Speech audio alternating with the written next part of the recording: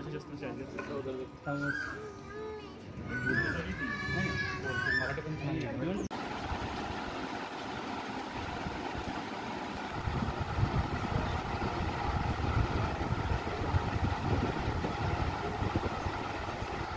दीदी, नेट परीक्षेमध्ये तुला घवघवीत यश मिळालेलं आहे, काय सांगशील? मला खूप आनंद झाला. ही एक्झाम मला नीट परीक्षेमध्ये 617 मार्क मिळाले 720 पैकी. आणि घरच्यांचं, कॉलेजचं, सर्व शिक्षकांचं, कुटुंबातील लोकांचं खूप सपोर्ट होता मला, म्हणूनच हे शक्य झालं. कशा पद्धतीने तुझा अभ्यासक्रम चालायचा, कशा पद्धतीची तू मेहनत घेतलेली आहे, काय सांगशील? मी दिवसभर अभ्यासच करायचे, म्हणजे दुसरं काही केले नाही.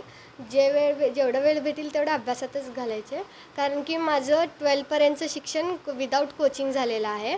आणि कॉलेजमध्ये, शाळेमध्ये जेवढं शिकवलं तेवढंच मी स्टेट बोर्डचं अभ्यासक्रम झालं होतं माझं. आणि ही एक्झाम ही स्टेट बोर्ड लेवलची नसते, NCERT बेस्ड असते, म्हणून मला सर्वांपेक्षा जास्त मेहनत करावी लागली. काय सांगाल, कशा पद्धतीनं मुलीनं यश मिळवलेलं आहे आणि घरचा प्रपंच कशा पद्धतीने तुम्ही चालवता? है भाजी बेच के घर तो चलता है, और बच्ची एकदम होशियार रहने से इतने टक्के ली और पूरे 2 नंबर झोपड़पट्टी में 1 नंबर आ गई. बहुत खुशी महसूस हो रही. मावशी, काय सांगाल, मुलीनं घवघवीत यश मिळवलेलं आहे?